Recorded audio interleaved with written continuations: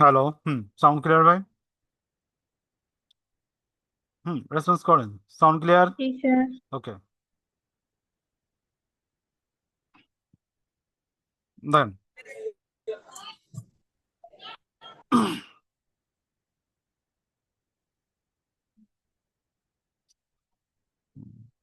Same type অঙ্ক, হ্যাঁ।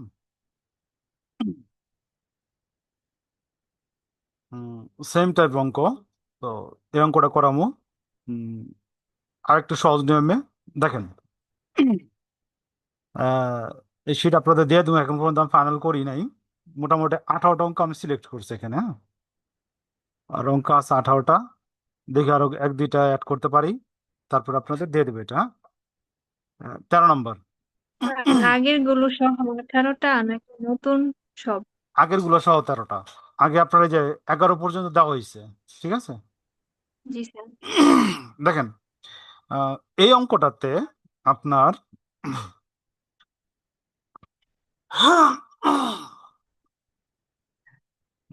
Same দেওয়া আছে। এখানে শুধু পার্সেন্টেজ চেঞ্জ করা হয়েছে, 10% এবং 6%। এবং এখানে এক্সচেঞ্জ রেটে চেঞ্জ করা হয়েছে 4%, 7%। এবং স্পট রেট যেটা আছে এটা 1.8500% চেঞ্জ করা হয়েছে, ঠিক আছে। তো এখানে চাইছে আগের মতো, what is the value of the swap party paying sterling, what is the value of the swap party paying of the dollar, ঠিক আছে। তো কোশ্চেনটাকে আমার আবার বুঝাইতে হইব। না হুম, স্যার। ওকে। তো আগে যে অঙ্কটা আমরা ঝামেলাপূর্ণ সমাধান করছি, ওর থেকে ইজিলি আপনার এভাবে করতে পারেন। উম, আহ, এইটাই আপনাদের জন্য বেটার হইব, ঠিক আছে। আচ্ছা, প্রথম এ নাম্বার রিকোয়ারমেন্ট। দেখেন, এটা হলো গিয়া 13, ঠিক আছে। 13, ভ্যালু অফ সব to party paying Sterling,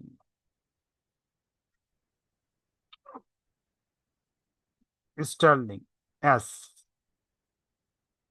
okay.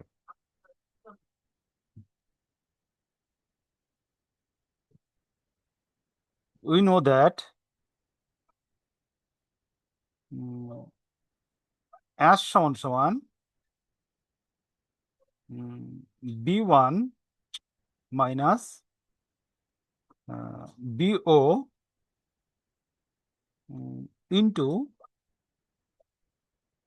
ER, okay. এটা লেখেন, হাফ পেজের মতো জায়গা রাখেন। Requirement B,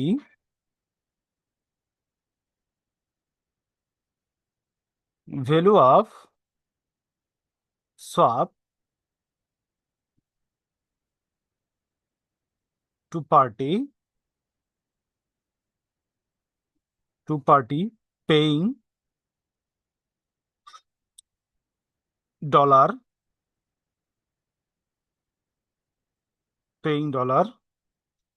S,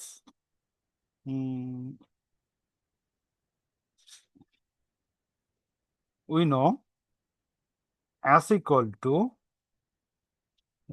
BO into ER minus B1। লেখা হয়েছে সূত্র দুইটা। তো আমার অঙ্কের রিকোয়ারমেন্ট এইটা, ঠিক আছে। তো আমাদের ফার্স্ট টার্গেট থাকবো B1 এবং BO বের করা, ঠিক আছে? তো আমরা এখন ওয়ার্কিংসে চলে যেতেছি। দেখেন ওয়ার্কিংস। তারপরের সূত্রটা একবার দেখেন। হুম, ওটা আগেরটা পরে পরেরটা আগে হয়েছে আর কি। হুম, লেখা হয়েছে। বুঝছে? ওকে, দেখেন ওয়ার্কিং যেটা আপনাদের পছন্দ ওটা আপনারা করবেন, হ্যাঁ। Workings one. হুম, ওয়ার্কিংস ওয়ান হলে আমরা বের করুন ভ্যালু অফ স্টার্লিং।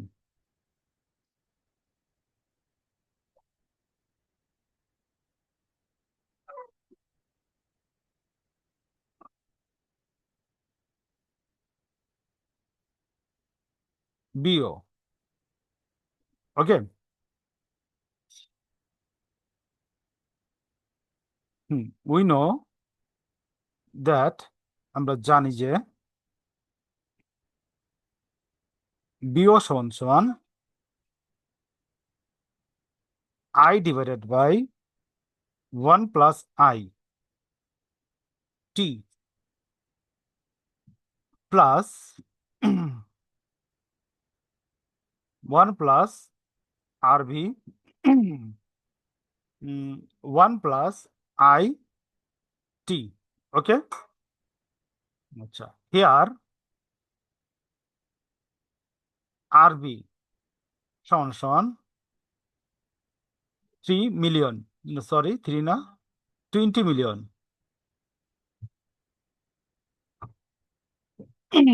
RV সমান সমান 20 মিলিয়ন। আচ্ছা, উম, এরপরে দেখেন I সমান সমান 20 × 0.10 সমান সমান 2 মিলিয়ন। 2 মিলিয়ন। এরপরে R সমান সমান 7% সমান সমান 0.07 T। আচ্ছা, এটা T1 দেই, এটা T2 দেই, ঠিক আছে। স্যার এটা তো আই হবে না, আমরা তো সূত্রে আই ব্যবহার করলাম। আচ্ছা, আরটা তো আই দেওয়ার কথা।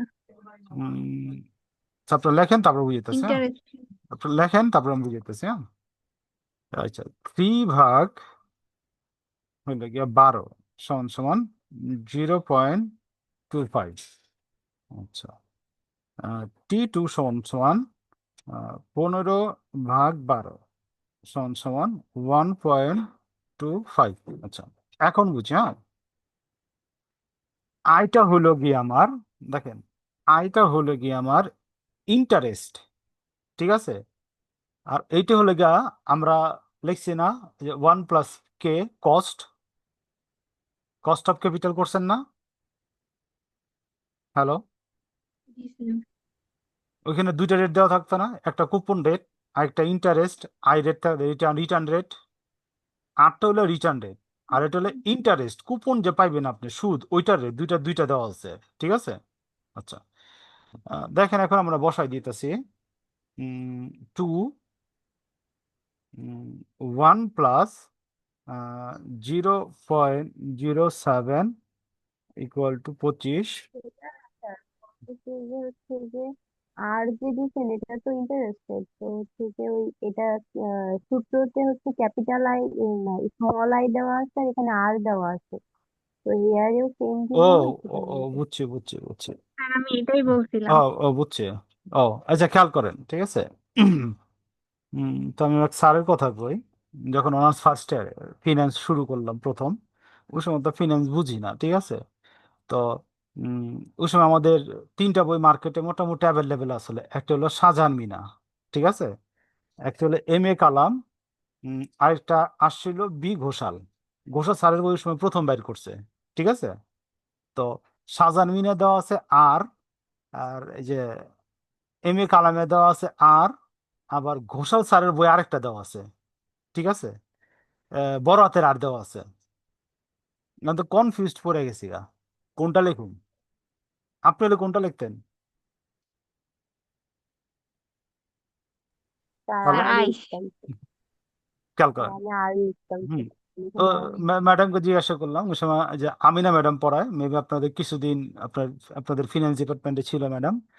তো ম্যাডামরা জিগালাম, স্যাররে জিগাইলাম, বললাম স্যার আয় ছোট হাতের আয় লিখুম না আর লিখুম না বড় হাতের আর লিখুম, কোনটা লিখুম? কয় তুই এখানে পি লেখ। ঠিক আছে, আমি বলছি, স্যার এটা কি কর? কয় সূত্রের ফরম্যাটে তুই যদি পি লেখোস 1 + পি, পি সমান সমান ইন্টারেস্ট রেট, লিখে দিবি ওকে। আমি বুঝতে পারছি। হ্যালো। তাহলে এটা ধরে স্যার নেওয়া যে কোনো সংখ্যা মানে ওয়ার্ড আপনার ধরে কথা, নেওয়া হ্যাঁ যায়। হ্যাঁ, নেওয়া যায়। তারপরে সূত্রের স্ট্রাকচারের ঠিক রাইখা আপনি যদি ইয়া করেন তাহলে সমস্যা নাই। আমি বুঝতে পারছি। আচ্ছা, আপনাদের সুবিধার্থে আমি এখানে আর দিয়ে দিলাম। ঠিক আছে, আর দিলে তার দ্বন্দ্ব নেই। ওকে, দেখেন বুঝেছি। 0.25 প্লাস 1 i = 2 প্লাস 20, 1 + 0.07। ঠিক আছে, আপনারা আগের অঙ্কটা এই ফরম্যাটে করবেন। হুম, ক্যালকুলেশন করলে আমার এখানে আছে 1.97 প্লাস 20.22 সমান সমান 22.19 মিলিয়ন। হুম, হয়েছে এতটুক। এটা আমরা বের করলাম B1। হয়েছে, আমি যাইতে পারি পরেরটা। রেসপন্স করেন। জি sir.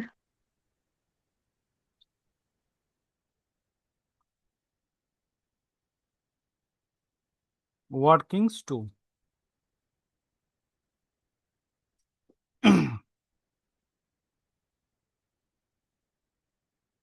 Value of dollar bond B1।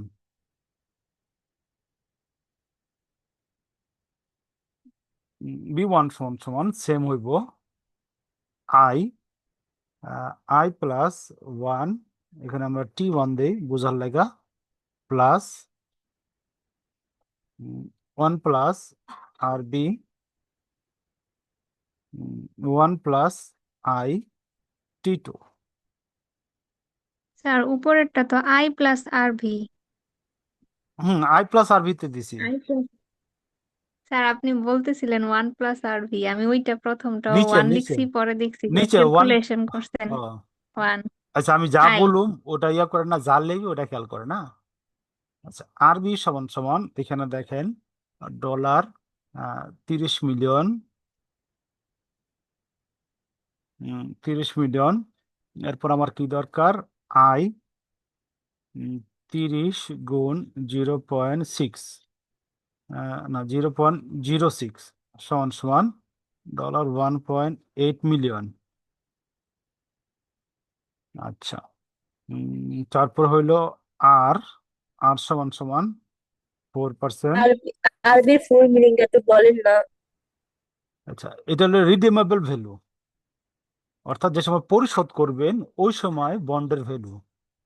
বুঝতে পারছি। আচ্ছা, আচ্ছা, খেয়াল করেন আহ, এখানে হয় 0.04%। তারপর আমার T1 আগের মতো 3/12 সমান সমান 0.25। T2 সমান সমান 15/12 সমান সমান 1.25। ওকে, দেখেন বসাইতেছি। ক্যালকুলেশন গুলো আপনারা সাথে সাথে চেক দিয়েন, ভুলও থাকতে পারে বইতে। 1 + আয়ের মান হইল গিয়া 0.04 প্লাস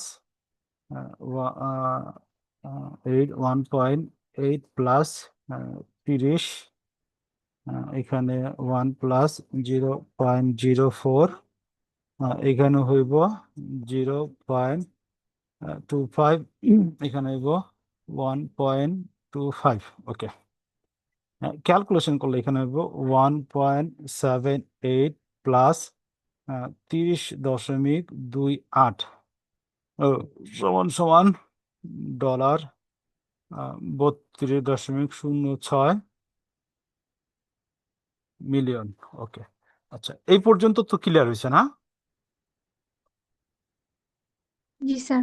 ওকে, এখন দেখেন আমরা এখানে বসাই দেবো মানগুলা। প্রথমে আমরা রিকোয়ারমেন্ট এ বসাবো, ঠিক আছে? এখানে আমরা একটু খেয়াল লিখুন। এখানে দেখেন বিও সমান সমান আমরা বের করলাম কত, 1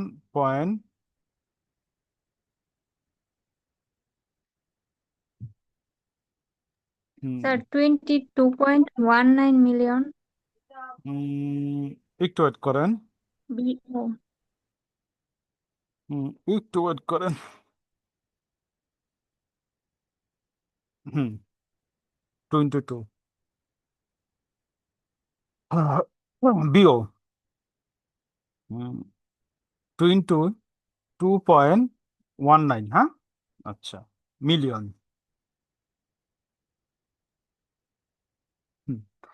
এরপর আমরা বি1 বের করলাম, বি1 বের করলাম 32.06 মিলিয়ন।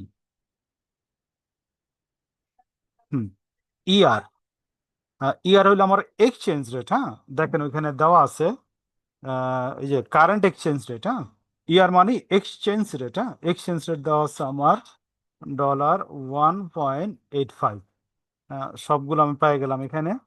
তো আমি মানটা বসাই দেই। বি1 32.06 মাইনাস বিও 22.19 ইন্টু 1.85 সমান সমান 32.06। এটা গুণ করলে আমার এখানে হতেছে 41.0515 সমান সমান হইতেছে আমার ডলার। এখানে মাইনাস ফিগার প্রথমটা বেরোতেছে 8.9915 হুম হয়েছে এতটুক?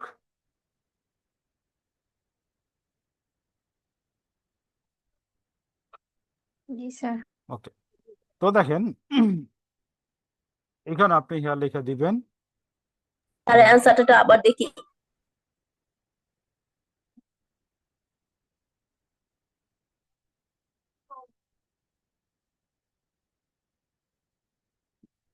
হুম দেখেন বি1, বি1 তারপর আর একটু বলেন তো কত কত আসলো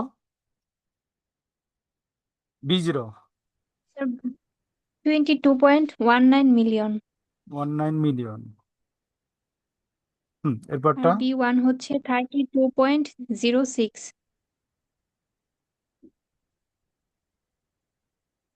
এরপরটা ইআর হচ্ছে $1.85। ওকে, তো মানটা বসাই দেই। 22.19 গুণ 1.85 মাইনাস বি1 হলো গা 32.06 গুণ করলে এখানে হয় 41.0515 মাইনাস 32.06 সমান সমান হয় ডলার 8.9915 মিলিয়ন। হুম লেখা হয়েছে ভাই এতটুক?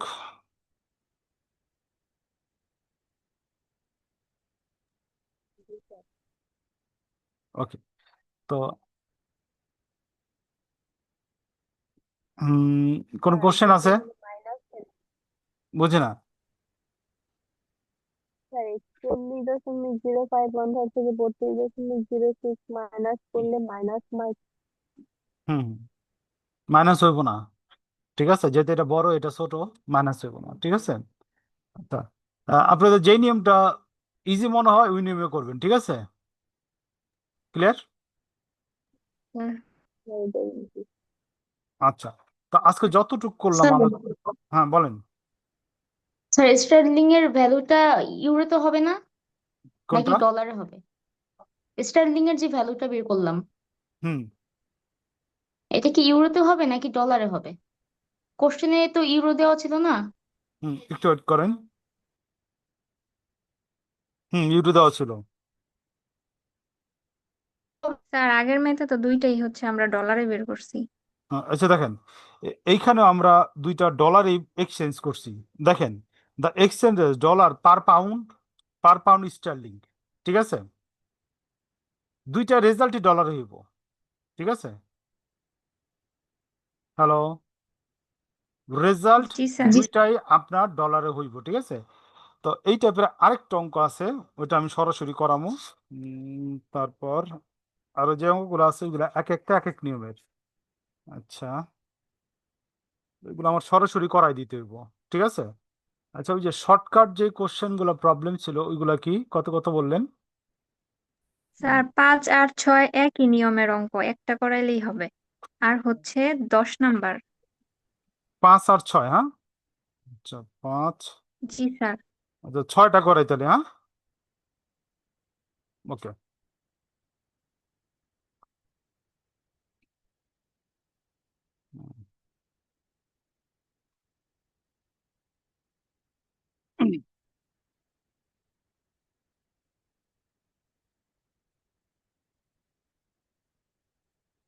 আচ্ছা 6, হ্যাঁ।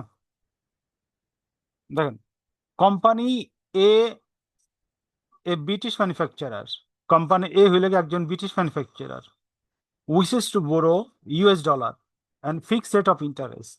ইচ্ছা করতেছে লোন গ্রহণ করব ডলারে ফিক্সড রেটে।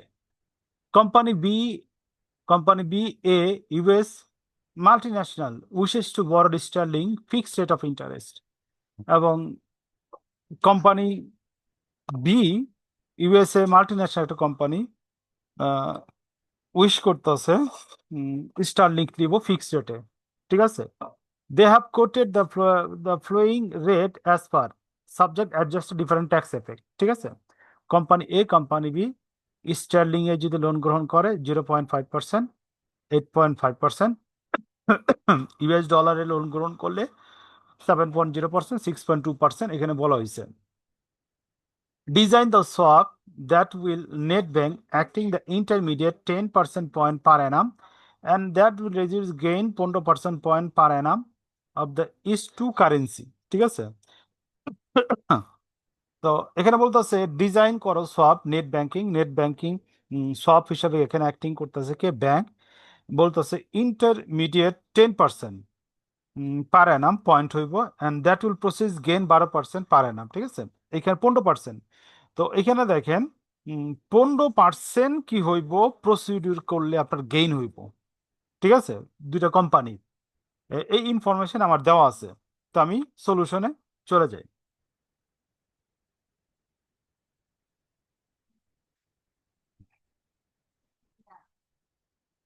আচ্ছা, এটা হলো 6। আচ্ছা, company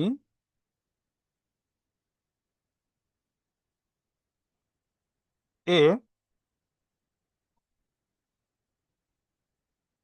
British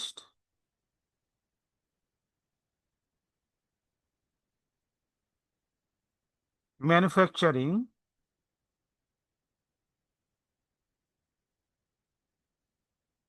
manufacturer wish to borrow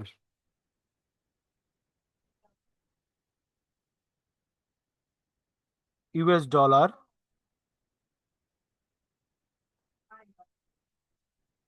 at a fixed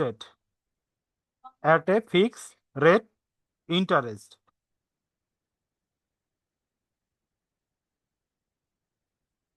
interest.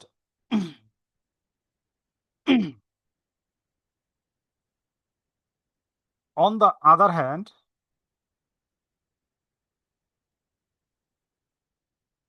company B, a US multinational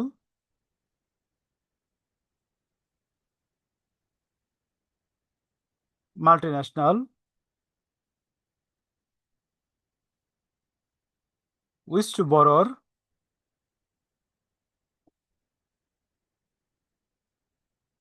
sterling at a fixed rate of interest. লাগে ছাত্রক? জি স্যার। ওকে, আমি একটু অন্য পেজে যাই, হ্যাঁ, আপনারা নিচে থেকে লেখেন, কারণ আমি চাইতেছি যে বাকি যে লেখাগুলো আছে ওইগুলো যেন একটা সিরিয়ালে লিখতে পারি, হ্যাঁ। অতএব the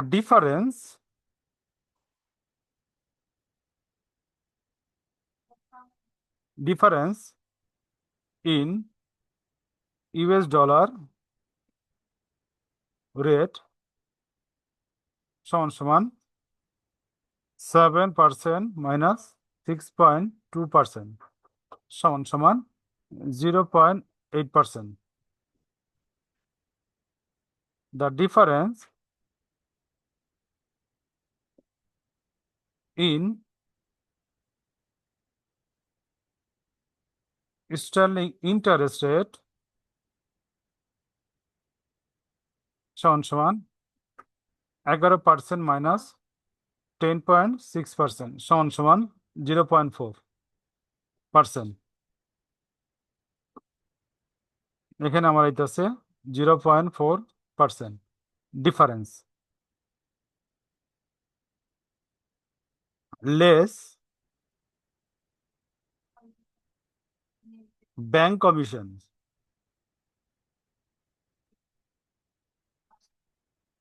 সমান 0.1% সমান 0.3%। এটা হলো গা আমার net gain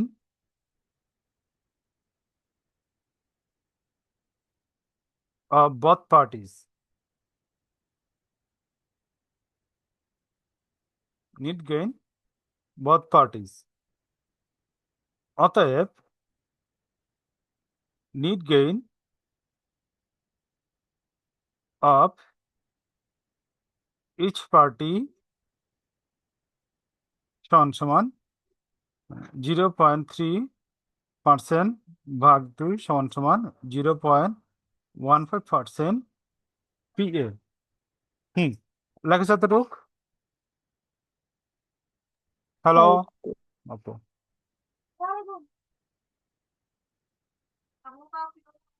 The swap can be shown as follow. আচ্ছা,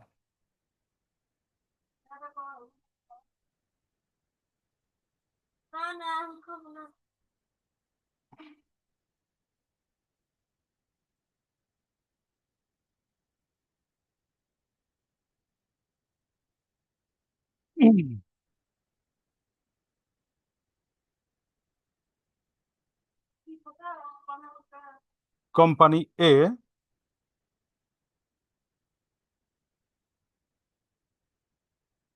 কোম্পানি বি ব্যাংক। ওকে, দেখেন কোম্পানি এ কোম্পানি এ আপনার ফিক্স রেটে ইয়ে করতে চাইতেছে। কোম্পানি এ কত পার্সেন্ট? 11%। ঠিক আছে, এরপরে দেখেন কোম্পানি বি আপনার sterling, company B borrow sterling in fixed rate, sterling fixed রেটে আমার হইতাছে এখানে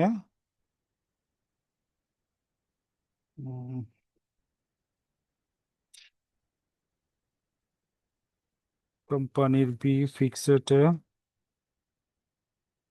হইতেছে আমার এখানে একটু ক্যালকুলেটর নেন তো হাতে। নিছেন? স্টার্লিং জি কোম্পানি স্যার। বি 10.6 আচ্ছা, 11, এই যে 11 থেকে বাদ দেন তো, 11 থেকে বাদ দেন,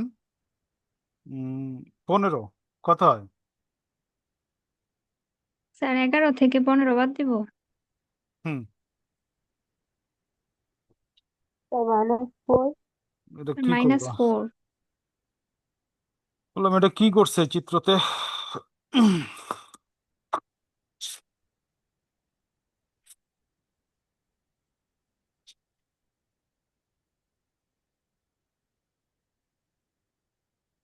চিত্রতে কনসেপ্টে মিলতেছে না। আচ্ছা, আমি আঁকি প্রথমে, তারপর চিন্তা করি। হ্যাঁ, 11%, এখানে দেখাইতেছে কোম্পানি এ, STERLING, স্টার্লিং, 11%। এখানে দেখাইতেছে বি, US ডলার, ডলার 6.2%। এরপর এখানে দেখাইতেছে 6.2%। দেখাইতেছে 10.45%। আচ্ছা, আপনার আঁকেন, পরে চিন্তা করুন। 6.85%। হুম, আঁকছেন ডায়াগ্রামটা? জি স্যার। ওকে, এখন বুঝছেন কিনা কিছু বলেন। স্যার মাঝের অংশটুকু বুঝি স্যার নাই। আচ্ছা, মাঝের অংশটুকু বোঝার জন্য চিন্তা করতে হইব, আমিও করি, আপনারা করেন। ঠিক আছে? উম, দাঁড়ান, এই অঙ্কটা আছে না অন্যদিকে। স্টার্লিং।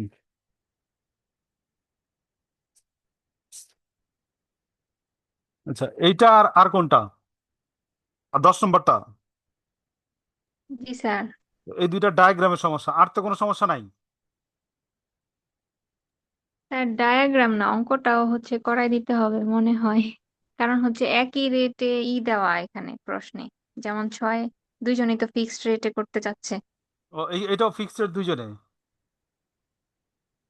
স্যার 5 আর 6 সেম ফিক্সড রেট, বা ও, ওই যে আরেকটা আর ছিল না 10, ফ্লোটিং 10, রেট, দুইটা 10। সেম। স্যার 10টা আবার একটু চেক করি প্রশ্নটা। আচ্ছা দেখেন, আচ্ছা, এটা ডায়াগ্রামটা আমি পরে বুঝাই, ঠিক আছে? গোজামিল দা বুঝাইলে দরকার নাই, আমি একটু দেখি আরো ক্লিয়ার হই, তারপর ডায়াগ্রাম বুঝাই দেবো, ঠিক আছে? এমনি ক্যালকুলেশন তো সমস্যা নাই। আচ্ছা স্যার। স্যার আচ্ছা। তাহলে 10টা একটু করিয়ে দেন।